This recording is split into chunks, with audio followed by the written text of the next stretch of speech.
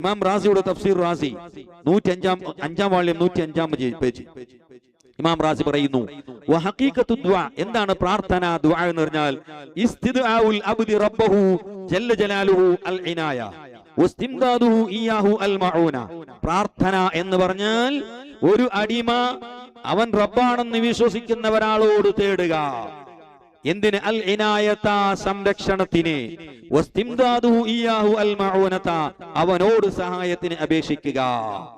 താൻ റബ്ബാണെന്ന്, ദൈവമാണെന്ന് വിശ്വസിക്കുന്ന ഒരു ശക്തിയോട് സഹായത്തിനെയും സംരക്ഷണത്തിനെയും ചോദിക്കുന്ന കാര്യത്തിനേക്കാണ് പ്രാർത്ഥന, ദുആ എന്ന് ഇസ്ലാമിന്റെ സാങ്കേതിക ഭാഷയിൽ പറയുന്നത്.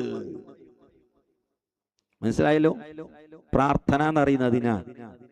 ഇത് ഇമാം റാസിയുടെ തഫ്സീർ മാത്രമല്ല, ഇമാം അബ്ദുർ റഊഫുൽ മുനാവി അവിടുത്തെ ഫൈദുൽ ഖദീർ എന്ന് പറയുന്ന കിതാബിൽ രേഖപ്പെടുത്തിയിട്ടുണ്ട്.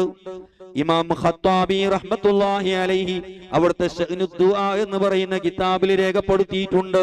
ഇമാം നൈസാബൂരി അദ്ദേഹത്തിന്റെ തഫ്സീറിൽ രേഖപ്പെടുത്തിയിട്ടുണ്ട്. അങ്ങനെ ഒരുപാട് ഇമാമിങ്ങൾ അവരെ കിതാബിൽ ഈ നിർവചനം പഠിപ്പിച്ചിട്ടുണ്ട്. അപ്പോൾ പ്രാർത്ഥന, ദുആ എന്ന് പറയുന്നത് ദൈവമാണെന്ന് വിശ്വസിക്കുന്ന ഒരു സാധനത്തിനോട് ഒരു കാര്യം ചോദിക്കുന്നതിനാണ് പ്രാർത്ഥന എന്ന് പറയുന്നത്. അല്ലാതെ ഡോക്ടറിനോട്, ഡോക്ടറെ എന്റെ രോഗം മാറ്റിത്തരണേ, എനിക്ക് പനി വരുന്നുണ്ട്, എന്റെ പനി ഒന്ന് മാറ്റിത്തരണേ എന്ന് ഡോക്ടറിനോട് ഒരു മുസ്ലിം പറഞ്ഞാൽ അത് ദുആ ആകൂല. അത് ഇസ്ലാമിലെ സാങ്കേതിക ഭാഷയിൽ പ്രാർത്ഥന എന്ന് പറയൂല. ഭാഷാപരമായി ചിലപ്പോ പറയും, അത് വേറെ വിഷയം. ഇസ്ലാമിലെ സാങ്കേതികാർത്ഥ പ്രകാരം പറയൂല. പറയോ? നമ്മ ഡോക്ടർമാരോട് പറയില്ലേ, ഡോക്ടറെ എനിക്ക് പനി വരുന്നുണ്ട്, ഒന്ന് സുഖാക്കി തരുവോ? ഈ വഹാബി, വിവരം കെട്ട വഹാബി പറയും, ഓ ശിർക്ക്, അത് കാഫറായ മുശ്രിക്കായി പോയി. ഡോക്ടറിനോട് പറയുമ്പോ മുശ്രിക്കായി പോയി. അല്ലെങ്കിൽ ഒരു എഞ്ചിനീയറോട് ഒരു കാര്യം ചോദിച്ചു, അല്ലെങ്കിൽ ഒരു പണക്കാരനോട്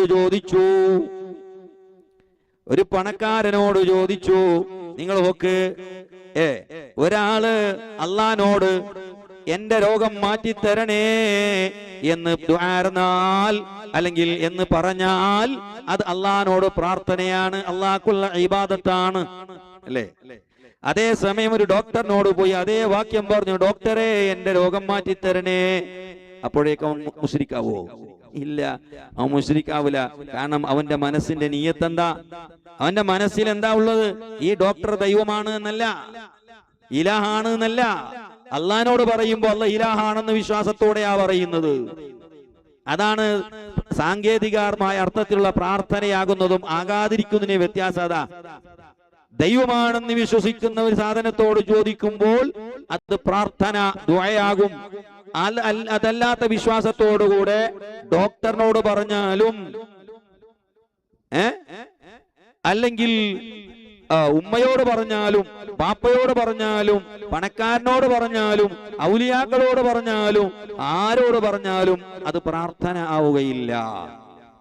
ഉദാഹരണത്തിന് വേറൊരു ഉദാഹരണം പറയാം.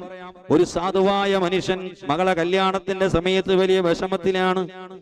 അപ്പോൾ അവനതാ ഒരു പണക്കാരനോട് പോയി പറയുന്നു, എനിക്ക് എന്റെ മകളെ കല്യാണമുണ്ട്, എനിക്കൊന്ന് എന്റെ മകളെ കല്യാണം കഴിക്കാനുള്ള പൈസ തരണേ, അതിനാവശ്യമുള്ള പൈസ തരണേ എന്ന് പണക്കാരനോട് പറയുന്നു.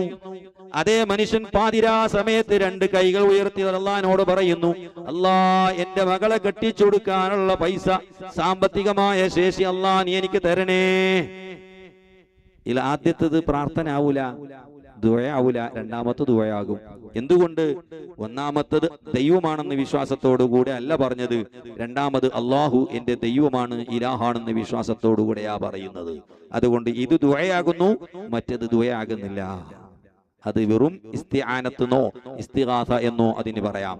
അതേ വാക്ക് ഒരു വലിയോട് പറഞ്ഞാലും ആ വലി